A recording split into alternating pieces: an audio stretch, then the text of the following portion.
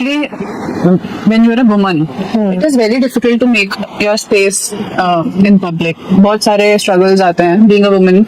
I know I'm also an entrepreneur, so I know what type of struggles a woman has to go through to become successful. आपकी life में कुछ ऐसा?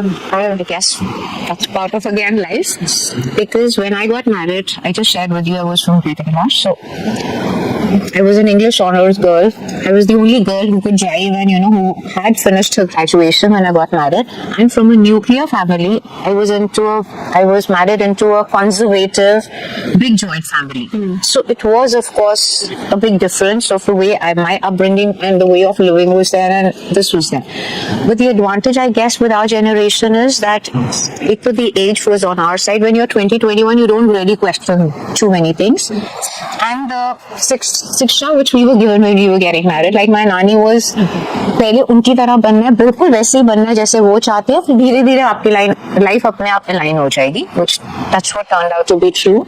And my nana's words to me were, एक चुप सौ सुख, कुछ भी हो जाए मुंह नहीं खोलोगे. So all these earlier things somewhere really help you, because for me it was a total different cultural, the way I had been brought up.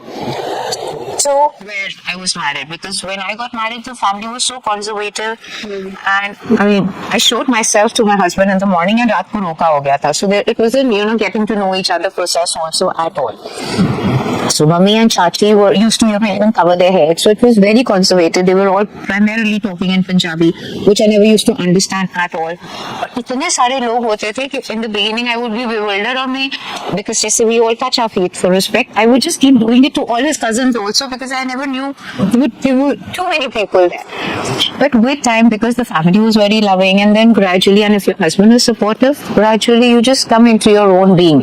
So challenges, of course, have to come. Especially, I was always very clear I wanted to work, but in the beginning, when I just broached the subject to my father-in-law, again, very loving, but the thought process was different. So Papa was like, मैं दुकानें बंद कर दूंगा, but घर की बहू घर से बाहर नहीं जाएगी काम करने.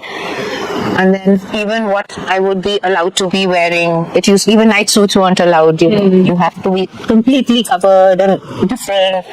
But if you just bide your time and you just merge into the family gradually, when I did eventually start working, when my children were a certain age, the kind of respect and love which my in-laws gave me, I think I was able to then gradually do what I wanted to do, because I had won them over. What we give out is what we get back. So it just fell into place. And today I would say my mother-in-law is my biggest blessing, because I know mom is there.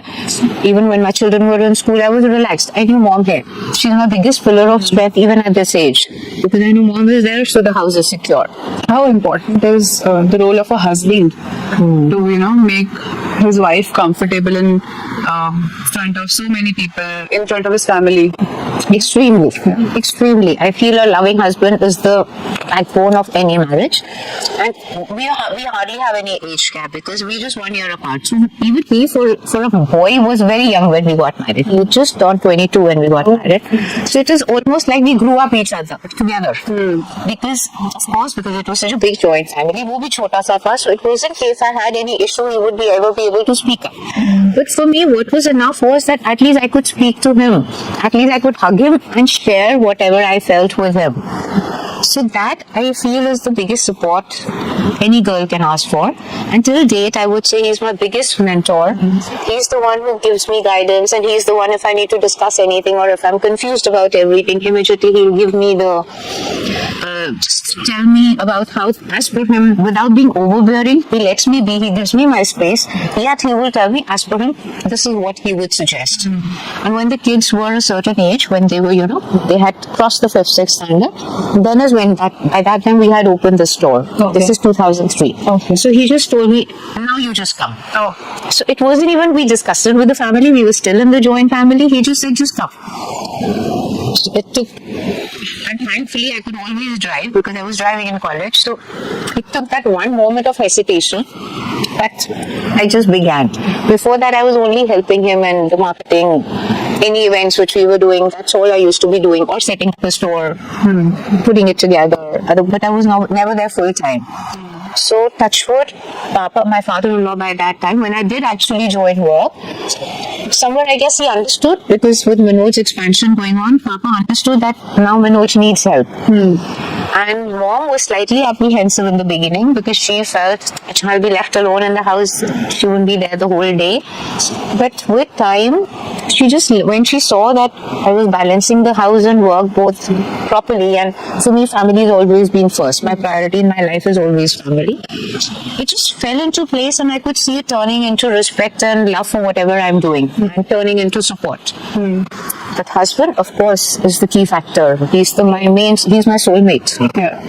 So family is always a priority for me also. But how do you manage यहाँ पे store manage करना, you have other responsibilities, and still how do you manage to keep your family as your priority? Isn't it so difficult to actually, Honestly, maybe because I'm such a principled, disciplined person, it wasn't so difficult for me. And I'm deeply into meditation and spirituality. So when you are calm inside, then what is inside, as I shared, is what is outside also. Because of my inner grounding, I am able to manage see how I prioritize my life as. For me, it's me, my family, which is number one, because I would anytime do anything for my family. My mother-in-law needs me, I am there. No questions asked. So for me, my family is number one. Then it's my work, and then it is some social commitments or friends. Because that is what I've always followed. Yeah. So when I say me, myself, because I feel work on your soul, and I call the body a mandir, because I'm totally into Brahmakumaris. So our Raj Yoga meditation, that is what it endorses.